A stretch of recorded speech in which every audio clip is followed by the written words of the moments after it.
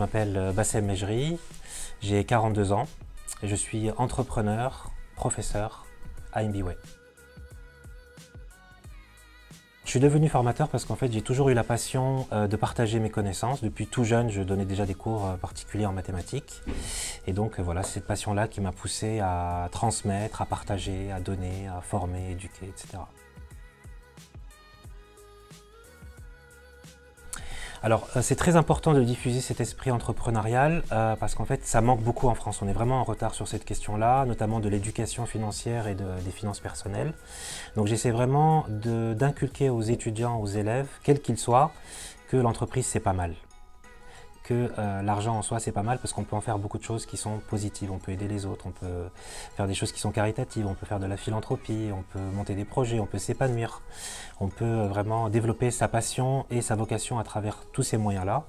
Il faut toujours voir l'argent comme un moyen et jamais comme une fin. C'est ce que j'enseigne à mes étudiants. Et voilà, donc j'essaie vraiment de les faire pénétrer dans le monde de l'entreprise et de leur dire que c'est dur, que c'est pas facile, qu'il y a beaucoup d'entreprises qui ferment, mais que c'est pas une fin en soi, parce que dans le parcours qu'on a fait, on a réussi à mobiliser des forces, des aptitudes qu'on n'aurait peut-être pas pu trouver ailleurs. Donc ça, c'est vraiment top, et j'encourage vraiment tout le monde à se lancer dans l'entrepreneuriat.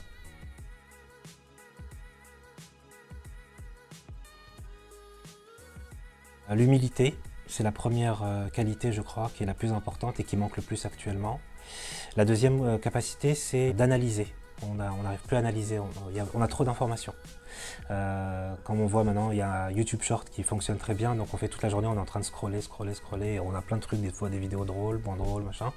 Et donc ça vient perturber notre esprit. Donc je dirais ouais, vraiment la capacité d'analyse. Donc toujours dans mes cours, j'essaie de faire un moment de calme, où je leur donne de la lecture, parce que je sais qu'ils lisent pas beaucoup, malheureusement.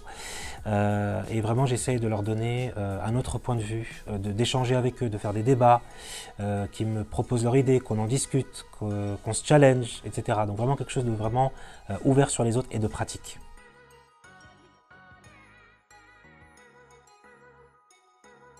L'alternance, ça devrait être obligatoire.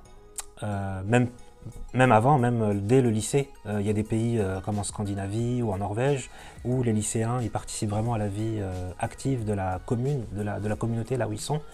Et je trouve que c'est très formateur, on est vraiment en contact de la vraie vie, avec des commerciaux, avec des assistants de direction, de communication, etc. Donc ouais, l'alternance, j'y vois que du bien, que du positif. En plus, ça permet de gonfler le CV. On arrive à la fin, on a son diplôme, mais on a une expérience professionnelle. On est capable aussi de connaître ses forces et ses faiblesses. Donc, je sais pas, je vois que du positif dans l'alternance, franchement.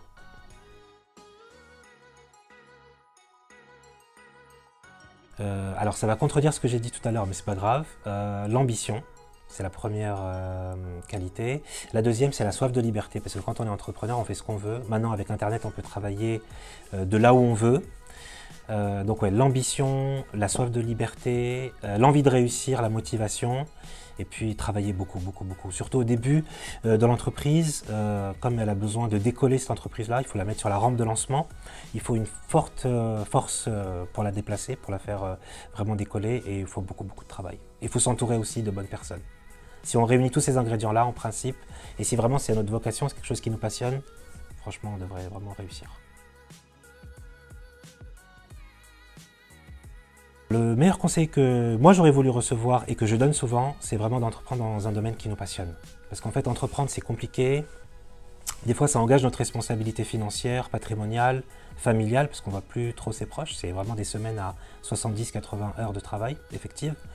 Donc la meilleure chose à faire, c'est de choisir un domaine qui nous passionne, dans lequel on ne va pas compter nos heures. Et c'est aussi la satisfaction de délivrer de la valeur aux autres, de leur donner un plus.